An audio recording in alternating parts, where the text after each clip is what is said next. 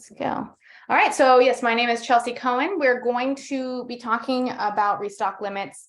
And as we get closer and closer to the holiday season, we're actually starting to get into, I think we have 2 weeks until Thanksgiving in the US. And then right after that is Black Friday. So wanted to talk about any last minute things that you can do for restock limits, but also leading into the new year. We really don't know whether restock limits are going to be sticking around for the new year or if they're not. So what should we be doing to not just plan for the rest of the fourth quarter, but on into the new year? What systems should we have in place to make sure that this doesn't happen again? Because there are sellers who did continue to work very hard in terms of their inventory management, even as restock limits lifted earlier this year, and they have had an easier time than those who didn't really pay as much attention to their inventory management. So let's talk about not just restock limits in fourth quarter, but we're going to talk about systems to put in place to make sure that you are continuing to have good inventory management. And if restock limits come around again or stick around, we don't have horrible issues. All right, so darn it, he says the chat is disabled again. I'm not sure what is happening with that. We're going to be moving over to a new system in the new year. This will be the last inventory management presentation that I'm going to be having this year. And so in January, we'll make sure that that's resolved, but go ahead and use the Q&A feature to send me some messages so that we can still be in touch. And again, I apologize. I'm not sure what has happened. Zoom made a new update and there have been a lot of bugs, a lot of glitches. So let me go ahead and I'm going to share my screen and share my presentation.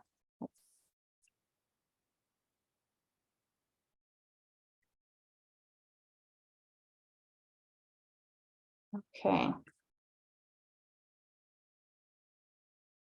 All right, so restock limits, how to avoid Q4 disaster. So this is kind of a last couple of weeks that you have to really get things in order and prepare anything that you guys can do.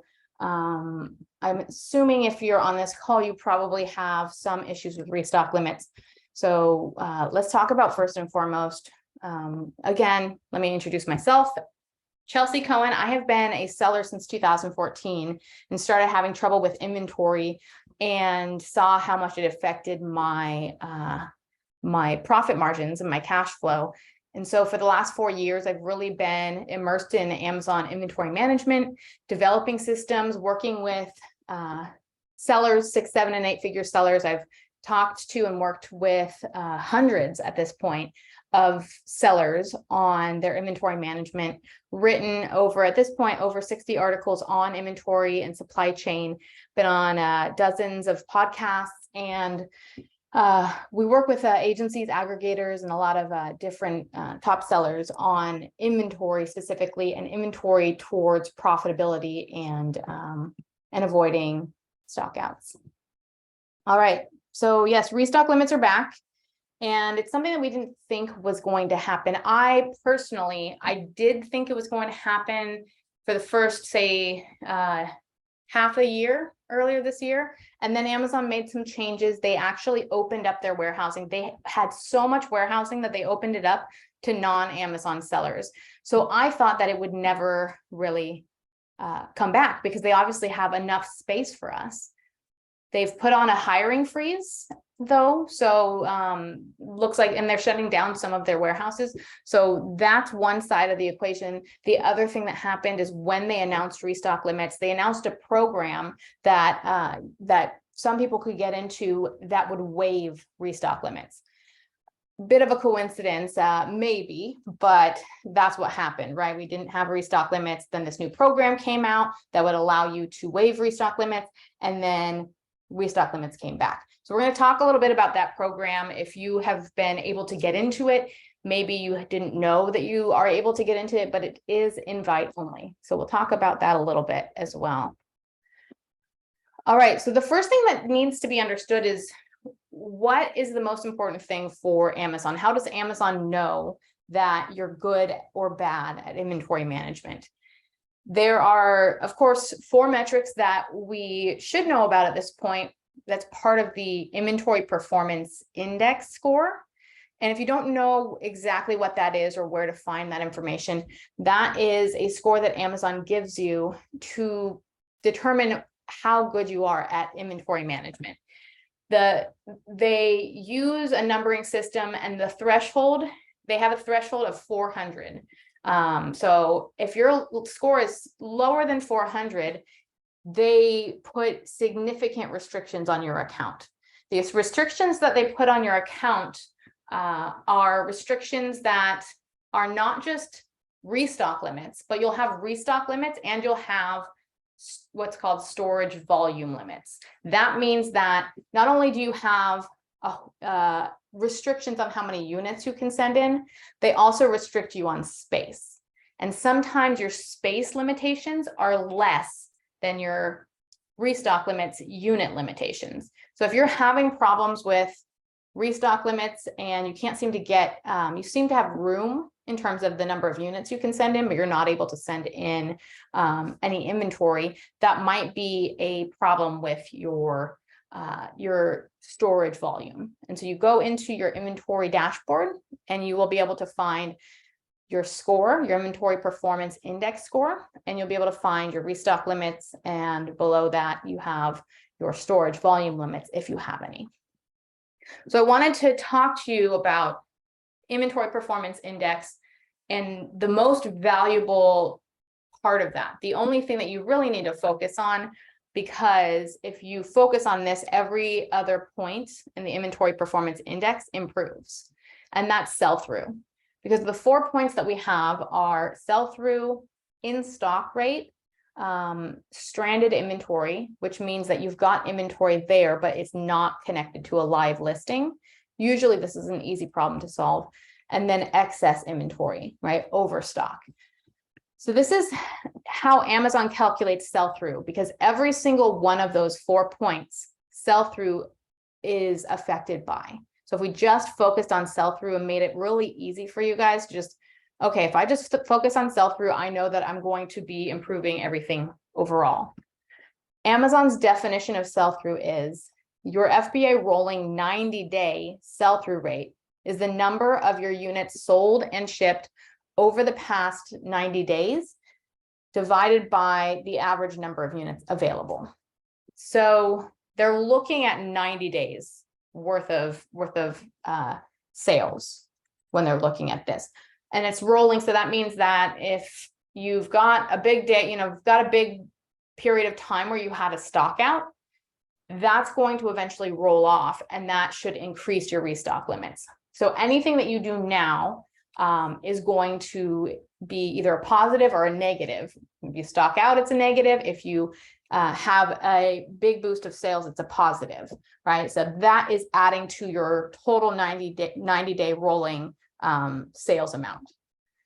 So this is how it breaks down. This is the math of the way it breaks down. You have your units sold and shipped in those 90 days at the top, and then you divide that by the average units available at FBA. So if you had 9,000 units of sales in 90 days, and you had 3,000 units any given time at the warehouse on average, that would be a monthly turnover rate. So every month you're getting new inventory in, and you're turning over your inventory every single month. That's how they determine it. That number would be 3. So if you go into looking at your inventory dashboard and you go into your inventory performance index and find sell-through, it's going to give you a number. Usually those numbers for people are between 1 and 3. If it's above 3, you either have a lot of restock limits problems, you have to send a lot of inventory in, or you might, if you have to do that, then that's what you have to do. But anything higher than 3 might be costing you. You might be spending too much on shipping in too often. And so your shipping costs might be a little high. So shooting for between, I would say between 1.5 and 3, that would be a good range for you to focus on. if you were similarly to have 9,000 units in sales and 9,000 units that you were holding at Amazon on average, then that is a quarterly turnover rate. And that number that you would see would be 1. So again, you want to try to get it closer to like 2 would be a good range, right? That would be every month and a half, right? So that's sell-through. That's the most important thing for you to know in terms of what you should be focusing on to improve your restock limits. Now how utilization is calculated. So this is the amount of inventory that you have currently counting against your restock limits. So you have the maximum inventory level that you're allowed to have, your restock limit, your utilization, and then whatever is left from that is your maximum ship quantity, how much you can send in total to Amazon. So your utilization breaks up like this. You have your available inventory, you have all incoming shipments. So that's anything that you're sending, whether it's incoming shipments, whether it's working shipments in transit, receiving, anything that's a shipment. So if you have shipments that you're not using that are currently sitting there in draft as working, those are things you want to delete right away, because that is contributing to that in stock or that bottom number. It's contributing to the amount of inventory that Amazon is counting for FBA, right? And then you have your unfulfillable inventory, and all of those things add up to your utilization quantity. Amazon does say that removal orders and reserved inventory are not included in this number, but we have found that since removal and reserved inventory often are part of the inventory that is counted for kind of unavailable inventory, those tend to get counted. So we've found that even though Amazon says these are not counted, most of the time they are.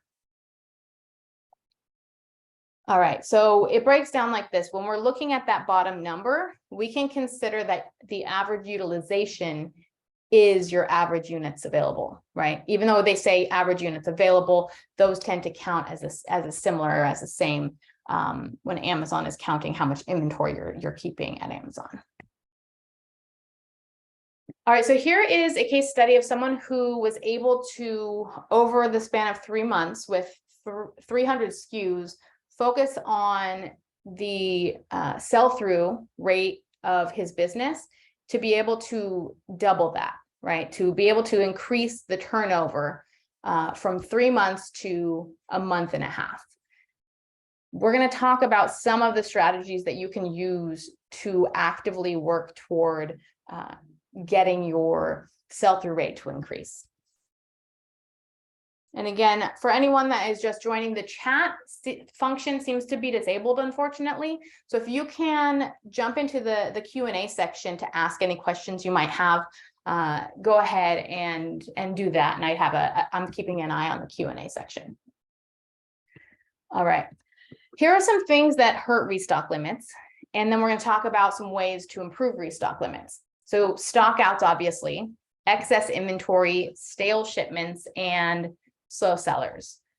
So most of these things are obvious and you're aware of, but do you have plans to be able to handle it? Right? Do you know when you're going to stock out? Do you have some sort of an alert system that allows you to know when you're going to stock out and how to avoid that stock out? Excess inventory, do you have a plan for actively watching when you have excess inventory? Do you have an idea of what those parameters are and then how to actually move that inventory? And then stale shipments, like I mentioned, just go in regularly and delete any of the shipments that you're not using. And slow sellers, the same thing as excess inventory. Have you developed plans and systems for you or your team to be able to consistently push those slow sellers to either sell and become more profitable or to get rid of them because they're not making you a lot of money and they're actually hurting your restock limits? So for the people who have had these plans in place, they are able to have better restock limits than not having these things in place. So we do have 2 weeks before Black Friday. There are a couple of things that you can do. We're not going to change your restock limits overnight, But of course, we can talk about the program that you could get involved in potentially if you have an invite to waive those restock limits. And then some other things that you can do if you can't control adjusting those restock limits before the new year. I mean, sorry, before Black Friday.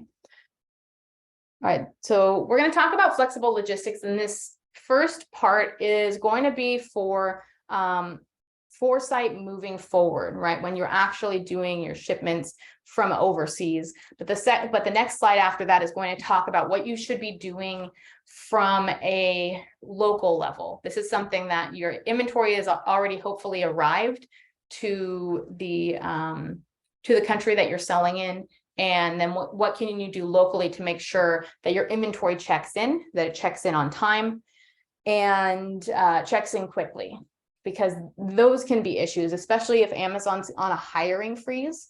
We've had a lot of issues last year and even into this new year, into 2022, of inventory taking weeks to check in. And that can mean the difference between a profitable sales season and an unprofitable sales season. So it's really, really important to make sure that you have a plan to get your inventory checked in quickly. So first and foremost, the golden rule that I've adopted for inventory management is never let anyone have all your stuff. If your supply chain is a mess, if you've got times where you stocked out because your stuff got stuck somewhere, that is part of not having this golden rule in place. In 2015, I suffered this issue where I let Amazon have all my stuff. I shipped it all in on pallets, and they just didn't check it in. They said they lost the inventory and then they found it right after Christmas. So that can be a holiday sales killer.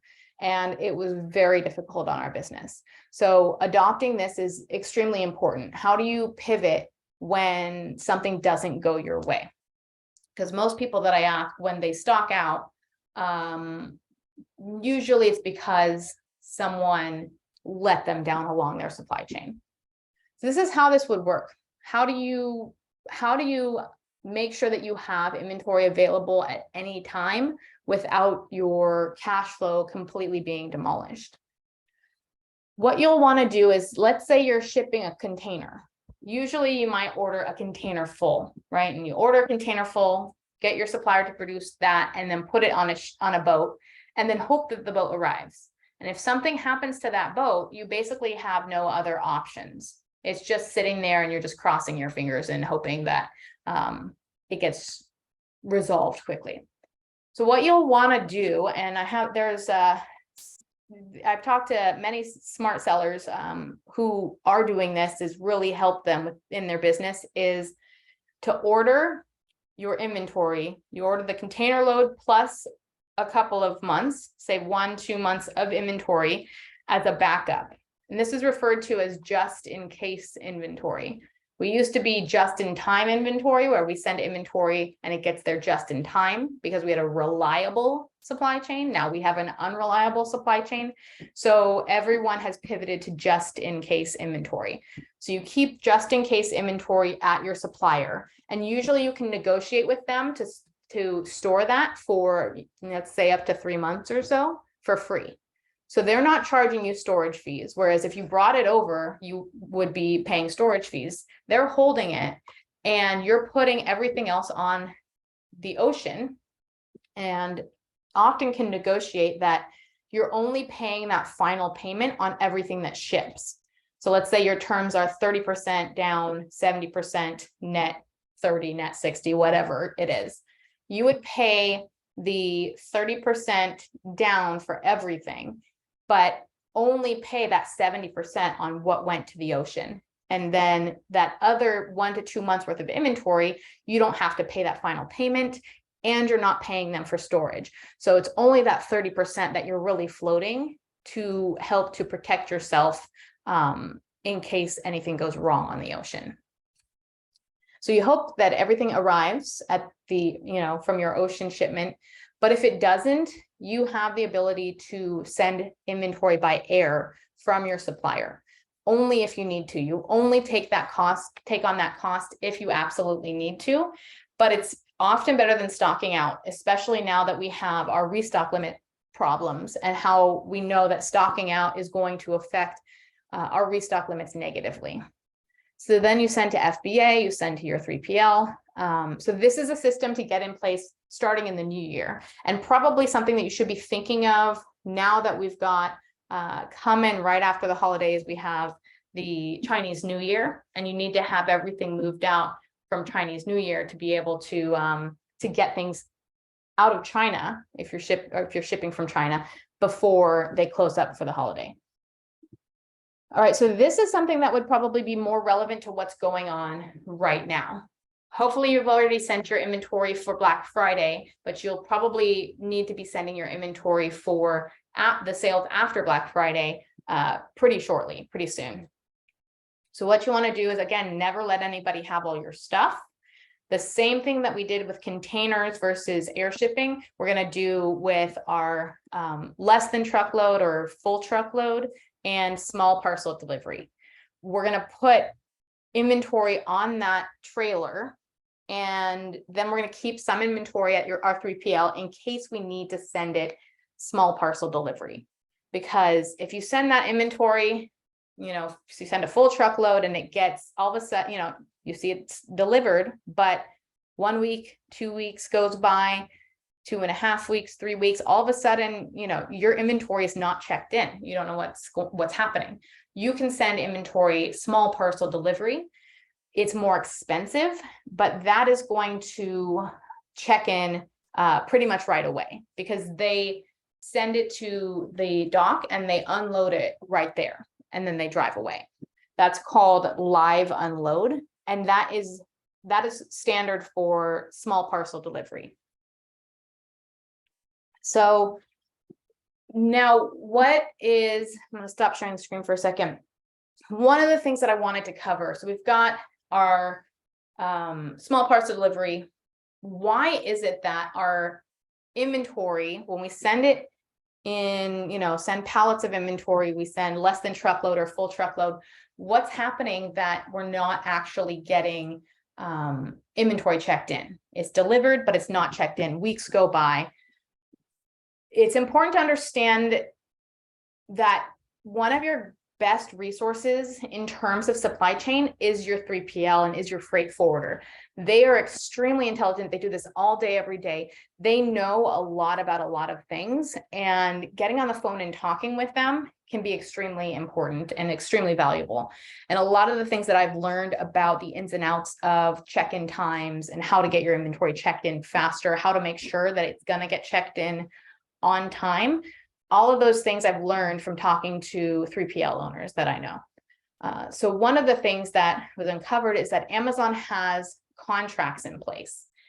And these contracts, they are with, they basically own a lot of the trailers. So you'll have an owner operator who owns a truck, right? And he will pick up an Amazon owned trailer. He'll, drive it in and then drop it off and then pick up an empty one. But at some point, there are backups that happen, like things get backlogged. And so they drop the trailer and then they have to leave, and there's no other trailers to pick up. And so you just got a bunch of this stuff piling up because they don't have enough people to be able to unload it, to be able to handle it. So that becomes a big problem, especially with Amazon, putting a freeze on hiring. We don't know what exactly is going to happen with that, how it's going to impact things moving into this fourth quarter. We're hoping that they've hired enough people, but we'll have to see. So it's important to understand that. It's important to understand that you've got these trailers that are just being dropped. Now, you can use small parcel delivery to get your stuff in a lot faster, but that's not always the most cost effective. As we know, we want to send our stuff, palletized and send it in, and not do, small parcels. So there is a way to get your stuff checked in right away, as quickly as the small parcel delivery, or fairly quickly, right? As a lot quicker than doing standard shipping, is that it's called live unload, like I mentioned, but you can get live unload with full truckload, with less than truckload, what you want to do is you want to ask your 3PL, can you tell me about live unload? What's it going to cost me? It's going to cost generally more than what you're paying Amazon, because Amazon's able to take less of a profit, and they have they've got their contracts in place to only charge a specific amount to you, so that they can continue to do business with you and have the best prices. But again, live unload, you would go and you would say, hey, can you give me a quote for live unload? What is your experience with live unload? If your 3PL or freight forwarder has not heard of live unload, then you don't want to be working with them, because it's a fairly standard thing.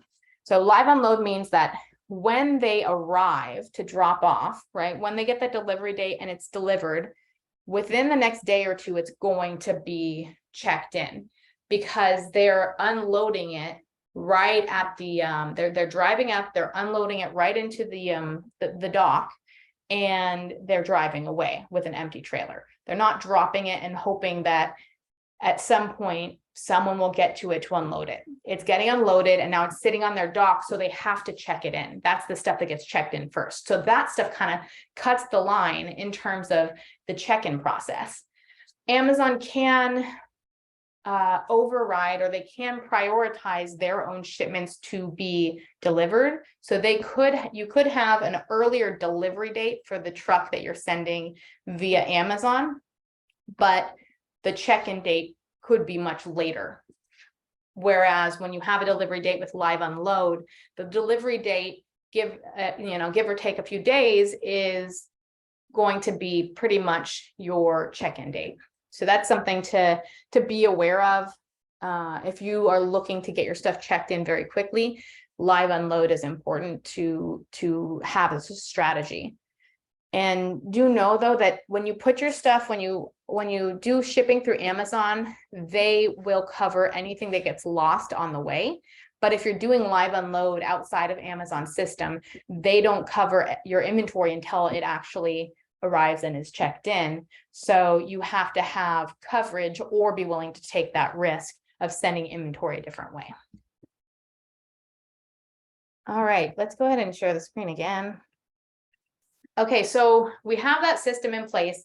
You want to also have a fulfilled by merchant as a solution as well, because even if you are only selling on Amazon and Amazon is your only sales channel, it should not be your only distribution channel, meaning that it should not be the only way that you get your inventory to your customers, right? Your orders to your customers. So having an FBM fulfilled by merchant option can be very valuable, especially with restock limits. If you don't have this in place and you're worried about restock limits, I would suggest reaching out and getting this set up. There are several different companies that will do this. Hanu Worldwide is one that comes to mind. They're out in Philadelphia, and there are several others that you can find throughout the community.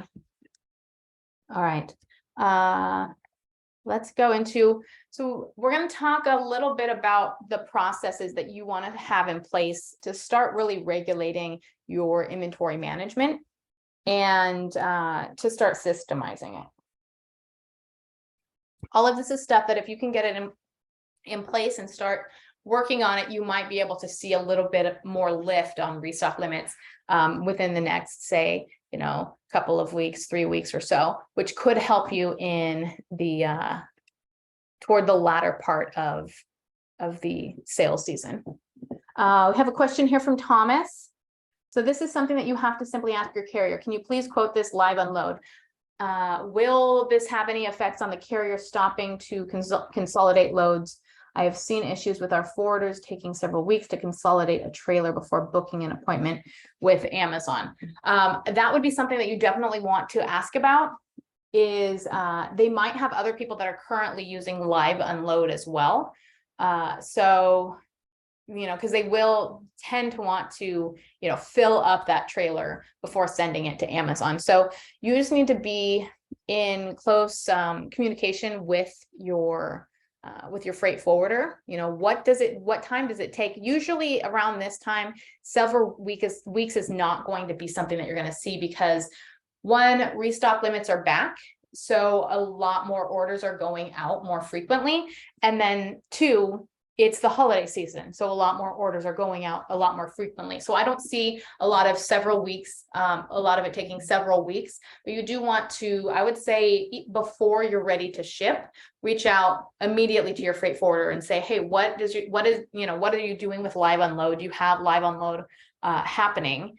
Do you have other people who are doing live unload, and we can do, a shipment together? And what are the costs look like? When do I need to have my stuff shipped out? And try to start coordinating with them, because that can be a problem. Is you've got you may have the inventory at your 3PL, but if your 3PL is not busy enough or is not organized enough, you could start getting, you place your order to send stuff out, and then it doesn't go out for a week or several weeks, which could be a deal killer for you.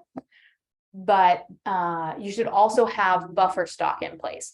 And that's where min-max restocking comes into play. If you've had those issues, buffer stock will kind of help you to navigate some of that. Even if something goes wrong, there's buffer stock, there's extra stock there, so that even if something goes wrong, you have had enough advanced time to plan for it and to be able to pivot, right? And then if you have FBM, you have that as the additional option. Is just, of course, it's not prime. And as we get closer to the holidays, people don't want to order FBM.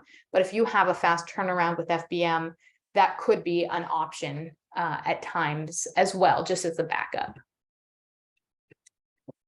All right, that's a good question. Okay, so min-max restocking. This is something that I came to learn about when I went and did a tour of a print-on-demand warehouse. They had to have paper and ink at all times to be able to turn those books over, to be able to ship them out as fast as they were promising them to be delivered. So they had a system that we can refer to as min-max restocking.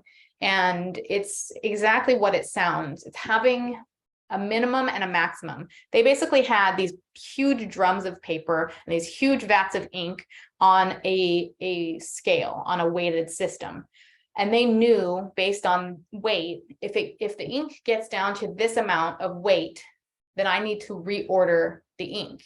And it had an alarm that would go off, and it would notify the inventory manager, you need to reorder this ink. And then from that minimum, they'd have a maximum and say, you need to reorder to this top level. If you can reorder that top level, then basically you have an organized system. You say, okay, if it gets to this level, I'm reordering, and I'm reordering to top it back up to this top level. So that is what we refer to as min-max restocking. And it's something that should be established for all of your products within your business. When we establish min-max restocking, we want to do it in number of days, not in number of units, because our sales velocity is fluctuating. On my low season, 300 units for a product might be, let's say 10 days worth of inventory, but maybe it's like 2 days worth of inventory on my high season. So things can change significantly, right? We want to be able to say, I want 8 days, 18 days worth of inventory to go in to be my minimum, or whatever it is. I want 30 days minimum, and I want 90 days maximum. And that's my range. And so as things change, as my velocity increases, as I'm scaling up my products, that number is going to shift. And the minimum will be higher and the maximum will be higher, but it will still be set in a number of days. So you'll want to set min-max restocking.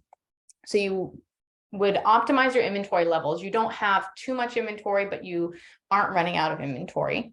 You are reducing your stock outs. You're also reducing storage fees, because if you have too much inventory, you're paying every single month for that inventory to be stored at Amazon. And then you have the ability to pass this task over to a VA, because a lot of the reason that we keep inventory as our task as business owners tends to be because we can't trust a VA to figure this stuff out, because we haven't made the rules or set the guidelines for what is acceptable in terms of inventory levels. Once we set those guidelines, we're able to pass the task, let's say transferring. They could easily organize the transfers.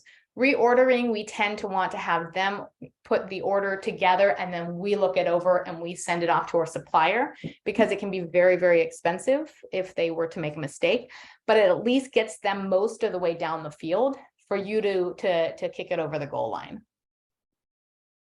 All right, so that's min-max restocking. Minimum you can just think of as buffer stock. And a good range tends to be 30 to 90 days, but 45 to 75 days is even better. And that's because it's getting a lot less reliable for us to have our inventory checked in. So between 30 and 45 days, depending on your restock limits, and also depending on how much trouble you have keeping your inventory in stock, you might have to bump up to 45 days. And then 75 days is a great goal. But if you can't sustain sending inventory in that frequently, bumping it up to 90 is acceptable also. All right, so in this last 20 minutes or so, let's talk about actually setting up systems to run your inventory management system, right? Setting up the processes that go along with this. There's tended to be a very reactive approach to inventory. It's been kind of one of these things where it's last minute. A lot of people have tended to use air shipping as a crutch to avoid running out of stock, and that gets very expensive. Sometimes you run out of stock because you haven't paid as much attention, or you've waited too long, or you forgot to check on your supplier, or whatever it is. It's been fairly reactive in the past. Putting systems in place helps you to move it into being a more proactive role. And that is kind of where we want to get to, especially in today's crazy supply chain. It's better than it was before, but it's not as good as it used to be back before COVID. So we've got something that I call inventory-minded marketing. And that is a concept of getting your marketing and your inventory team to work together, not just to make sure that you have enough inventory to avoid stocking out, but also so that you can improve your profit margin, improve your cash flow, and increase your ability to scale. These systems, while they can seem very boring and kind of unnecessary, or yeah, I'll get to that later, but it's really important for me to, to continue to sell. I say yes, that's vital to be able to sell, to scale through increasing your sales. But the real missing link that hasn't been talked about enough is inventory and cash flow. And when I say cash flow, I'm not talking about getting funding from one of the funding companies, because that can be very expensive, and that actually starts eating up your cash flow when you have to, 3 months later, start paying on that, right? Short-term capital that we're borrowing can sometimes hurt our cash flow in the long run, especially if the cash that we borrowed, we weren't able to optimize the sales as much as we thought. We can end up with high payments in the new year. So how do we improve our cash flow within our business without having to take on that risk of getting some funding? Got a little question here. Is there anything you can say about how to go about restock limits and avoiding stockouts with a very seasonal product that is just peaking in Q4? Does StockOut have tools for this? Okay, so to avoid stocking out, yes. So we'll take on this question and then we'll jump back into inventory-minded marketing. With a seasonal product, you need to know, hopefully I'm assuming with this question that you have historical data. What we do with the inside of StockOut, and what I would say to do, regardless of whether you have StockOut or not, is to look at that historical data and look at it as a trend, right? Not as, numbers. you need to know if you have had stockouts in the past, you need to factor out those stockouts. So that's first and foremost. With SoStock, we have a stockout tool that looks at, did you stock out? And not only did you stock out, but what are those days that, if we're looking at an average or we're looking at a total number of sales, we want to know how much we could have sold if we hadn't stocked out. So if we stocked out last year and we're only looking at the number of sales, we're going to have the problem of stocking out this year as well. So that number from the past doesn't serve us unless we're able to filter the stockouts out of that and add back what we would have sold if we hadn't stocked out. So that's a stockout calculation, and it needs to be done in such a way. And there's other webinars where I talk about stockout calculation in more detail, but it needs to be done in such a way that you're not just looking at 0 sales days. Because sometimes when you stock out, Amazon finds 1 unit and you have a day where you sell 1 unit, or you're used to selling, 150 units and you sell 3 in a day right before you stock out, or right as you come back in stock, or you get suspended. And the tool, some of these tools only count, did you have inventory or not? And so the suspensions also need to be treated as stockouts. All of those days that are not your average sales days need to be treated need to be leveled out, right? What would I do if this was an average sales day, if I hadn't stocked out, or even if I hadn't had, say, a huge sales day? We had a day one year where we were mentioned on a giftables segment of a morning news show, and we had a $40,000 day with one of our products. That stuff needs to be factored out for the next year. So looking at that as the baseline, what would my sales have been if I didn't have these anomalies? And then looking at your, not just this, you're looking at sales pattern, and you're looking at the sales trend. So it's not just taking, okay, I sold 10,000 units for Christmas, I'm going to order 10,000 units. We want to look at the pattern and then say what the trend is. So if you sold 10,000 units and we made sure that we factored your stockouts out of that, and we said, okay, without stockouts, it would have been 10,000 units, but you're performing 10% better this year than you were last year. The algorithm should then, or the calculation that you're using, whether it's SoStock or not, which we do have a tool for that, the calculation that you're using is looking at sales pattern, removing stockouts, removing overstock or sales spikes that are not going to happen again, and adding that trend, right? That you're selling 10% better this year than last year. And that's how you would want to do your calculation for a seasonal product, is those 3 major factors: trend, removing stockouts and spikes, and pattern. So hopefully that answers your question. Hopefully it's helpful for other people who might have seasonal products as well, because that tends to be a very difficult thing for people, is how do I actually, I don't have sales history from the last 30, 60, or 90 days. How do I, and I have stockouts. All of those things are factors. Lots of crazy math involved in some of that. And that's why it can be so difficult to get inventory management right, is because if you miss one of those pieces, then the whole equation is wrong. So making sure those 3 pieces are in place will help you out.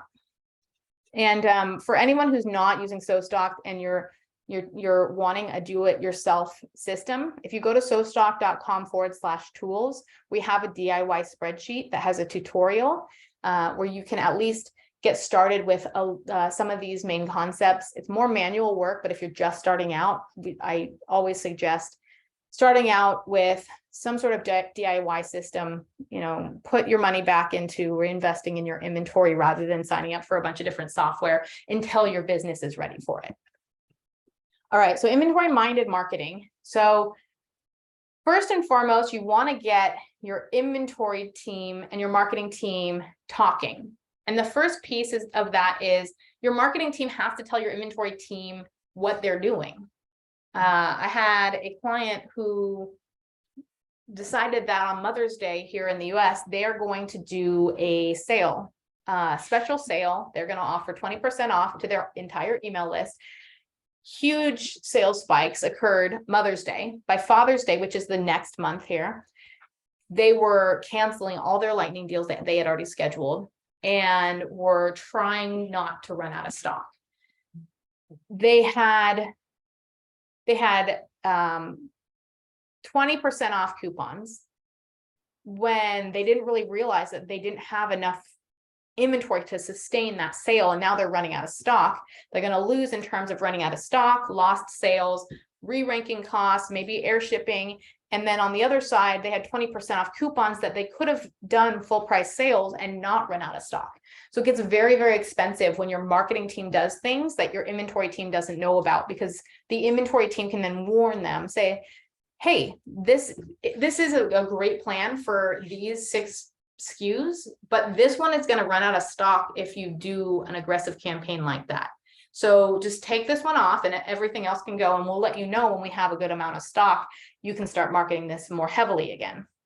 So there's that communication that has to occur, and it has to occur by data transfer. So I'm going to go into some reporting that the marketing team is going to give, and then also the inventory reports the inventory team gives, so that the marketing plan can get more sophisticated and can serve the inventory, serve your profit. If we get these inventory reports and we incorporate them into marketing, we become more profitable, our restock limits increase, and we also increase our cash flow and our ability to scale our business a lot faster. So getting this piece right, this inventory minded marketing piece, getting the system into your business is not only good for inventory, it's good for marketing, cash flow, it's good for scaling, it's good for profit.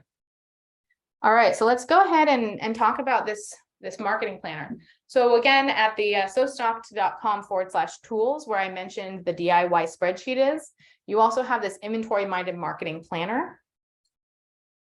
And this has a tutorial as well. So I'm not going to go into too much detail about it because we do need to wrap up in the next 10 minutes or so. But we want to know, what sales velocity are we looking at? Are we looking at the past, say, 30, 60, 90-day average? Are we looking at last year's sales? What are we looking at for sales calculations? Then are we looking at a trend? Are we looking at, say, adding PPC campaign, increasing by 10%, something like that? What are these campaigns? How do we expect them to perform? Do we have lightning deals? Do we have an influencer marketing campaign? And how many units do we expect to be moved for each SKU for that particular campaign? And then lastly, do we have any seasonal sales spikes? Let's say we launched a new product and we're selling an average of 10 units a day, but in the summer, we expect that to go up to 40 units a day. We want to be able to know that. So all this data goes into the planner. The marketing team sends this to the inventory team. They plug it in, they look at this compared to what they have in stock, and they can say, okay, great, this is good to go, or avoid this particular SKU because it's going to stock out. They have the ability to warn beforehand to make sure that we're not running out of stock and we're not giving discounts when we don't even have enough inventory to sustain us. All right, then we have our stock out risk report. And that report is an inventory report. And you've got the total inventory, and you divide that by your daily adjusted velocity. So what we're looking at is how many days do we have left of inventory, right? If I have 100 units left of inventory and I'm selling 10 units a day, then I know that I only have 10 days left of that inventory. It's going to, this report, we'd want to see when are we going to be out of stock? What's that date that we stock out? And then how many days? When we know how many days, we know we can avoid a stock out if there are not very many days that we're going to be stocked out. Let's say we have 8 days that we're predicting that we're going to be stocked out. If the marketing team knows this, they can avoid marketing those products very heavily. They might avoid a stock out, or they might be able to turn off specific campaigns, specific ads that are actually costing more, keep more profit for those products that are going to stock out, or avoid a stock out entirely. Then you have the slow sellers report. So the slow sellers report would be sent. This is a range. And this is those, they're not complete dud products, but they're going to become problems if you don't get them moving. Let's say the range that we have is between 5 units and 20 units a day. What that's going to do is that's going to tell us that this is kind of a yellow flag. It's not a red flag product, it's a yellow flag product. We want to have the marketing team look at this and go, okay, great. These two SKUs are moving quite slowly. We need to get them above that 20 units a day mark. Once we get them above that 20 units a day, then we can feel successful in that product being a viable product to keep around. And that's whatever for your business, whatever makes sense for you, whatever that range is. And then you say, okay, that's we want really to have nothing on this list. But until we have nothing on this list, we want to be always trying to push it up, get up the rankings so that it increases sales, so that we can now have a slow sellers report that is empty. Right? If we don't do that, this will just go down, down, down, and all of a sudden you'll end up on your liquidation report. The liquidation report is the red flag report, right? These products are a drag. They are going to cost you money. You're going to pay in storage fees. They're hurting your restock limits. The slow sellers and the liquidation, their inventory that you're holding, that you're not moving, they are dragging on that bottom number, right? When we talk about sell through, that bottom number of inventory you're holding, and then there's that top number of sales. They're dragging on this. They're negatively affecting this bottom number, and they're not positively affecting this number. So if we look at slow sellers and we look at liquidation, which is anything below the slow sellers, right? Anything below 5 units a day in this example, we need to get rid of that as soon as possible. Every month that we don't get rid of it, it's costing us more money. It's costing us restock limits. It's costing us in capital or cash that is tied up that we could put into something else. If we can pull our money out and I can move my money faster and reinvest it in something better, I can end up making a lot more money in my business on a regular basis than if I just let it sell out. Right? And a lot of people do that. They'll have, oh, that's a dud product. I'll let it sell out. I'm going to focus on my products that sell well. Well, at some point, you know, that product is going to end up losing you money. You're going to spend more money in storing that product than you are in actually selling that product. So might as well just drop that price, get the cash back, and invest it in something that is really going to be successful for you. All right, and then the last one is the FBA overstock report. The overstock report is 90, you know, we would say like 90 days. Let's say over 90 days is we have inventory that is in excess of what we want to be holding, because we're going to be paying in storage fees. We're going to be paying in terms of our restock limits suffering.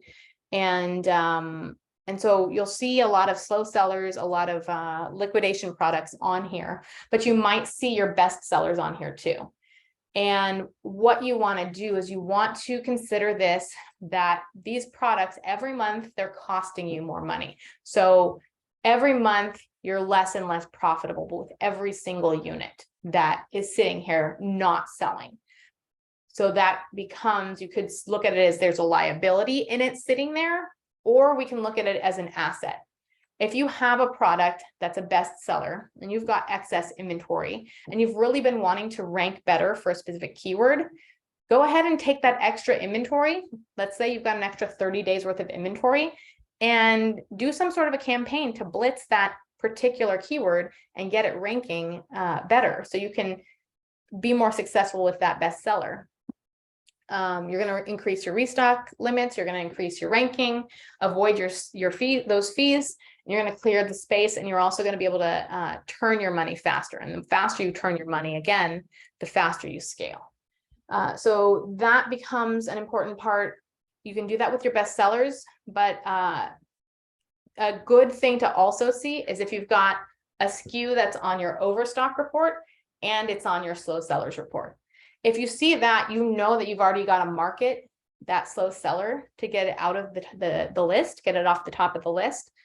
and you have the inventory, you have the excess inventory available to be able to do that. So it becomes a good strategy for your marketing team. So you would send all this to your marketing team, and they would be able to improve that marketing plan that they're sending to inventory. They're going to improve that plan, send it to you, back to you, and it becomes this kind of flywheel, right, of inventory and marketing working together to improve the overall health of your inventory, your profit, your cash flow, and your ability to scale, like I said. All right, I'll leave you with these two things really quickly. Always remember that in an inventory-based business, when you're out of inventory, you're out of business. Your business is not functional, it's not operational unless you have inventory that you are keeping in stock. Then let's go through some quick action steps. So we talked about deleting unnecessary working orders, right? Shipments that you're not using. Flash sales. So liquidation, you want to liquidate, you want to move those slow sellers. Flash sale is the best way to do it. Some sort of way of selling it through Amazon. If you can't sell it through Amazon, because that helps you with your overall sales number. If you can't sell it through Amazon, Amazon has a liquidation program. There are other liquidation programs available. There's also the ability to do removal orders, but your best bet is the flash sales if you can, because it contributes to that top line when we talked about sell-through, and it also reduces that bottom line. So it's going to help your restock limits more than anything. Then we talked about setting up FBM, fulfilled by merchant. You can also connect your Shopify account or your eBay account to Amazon multi-channel fulfillment. Do multi-channel fulfillment and fulfill through Amazon. Those sales will also contribute to your restock limits. And then warehousing, Amazon warehousing and distribution. This is the program that I mentioned. If you've been invited to this program, and you can look in your email and see, have you been invited to this program? If you have not, then they're going to be opening it up wider probably in the future. But it's basically Amazon being your 3PL. You'll pay them like a 3PL. They will keep track of what inventory needs to be sent in, and they'll be able to send in inventory even if you're over your restock limits. So is a very, I would never tell you to put all your eggs in one basket and send everything to Amazon warehousing and distribution. So keep your 3PL available, but it's a very good way to avoid your restock limits. So look and see if you've gotten an invitation to this. If you want to learn more about this, if you go to amazon.com/news, you'll be able to see that we wrote about this a little while ago when it was first released. So you can do a search find on Amazon, sostock.com/news. All right, that's about it. I wanted to let you guys know that there is going to be, I'm going to send out a replay. There is going to be a special offer that we are putting out for the next 4 days. If you sign up within the next 4 days, and you can sign up and just learn more about your setting up these reports, right? You can run these reports to take a look at what they look like. We can also get on a call with you and help you to set up some of these reports and check out, these particular strategies for the next month, or actually for the next 2 months. So we're doing a free offer for the next 4 days. And we're going to be, this is a bunch of reviews. We're on the Amazon App Store, really good ratings on the Amazon App Store, but we are doing this offer for, like I said, the next 4 days to do a 60-day free trial.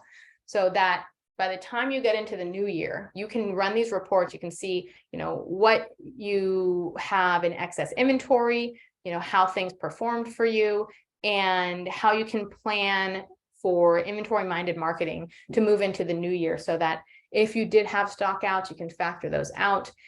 If you do have excess inventory, you can see really quickly what that excess inventory is, what those slow sellers are, and come up with game plans to move that. And I will be doing a presentation with someone who's an expert in marketing on how to marry inventory and marketing for this inventory-minded marketing for the new year, for moving your inventory that you didn't sell during the holiday seasons, if you have any. So yeah, so this is just a bunch of reviews. We are very proud of being able to help people cut their time down, cut down the amount of time, make more money with more accuracy, get rid of spreadsheets, and we work one-on-one, and we'll be able to take the time to help you to import your data. So if you need data migration, we can do that. And yeah, just check out, if you go to SoStocked.com/replay, for the next 4 days, we do a 60-day free trial. And that's a free trial for this upcoming Black Friday deal. Everyone's doing early Black Friday.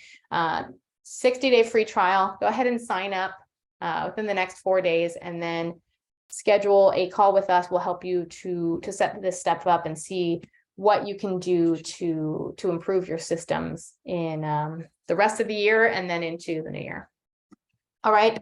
Thank you guys so much. Thank you for the questions that did come to us. And if you have any other questions, SoStock.com/connect. We have a demo for SoStock there if you are considering that 60-day free trial. And our socials, if you have any questions, we have a bunch of free tools, and Amazon Seller News, SoStock.com/news also is a valuable resource. All right, thank you guys so much, and hope you guys have an awesome holiday sales season and an awesome holiday. Talk to you later, guys. Thanks.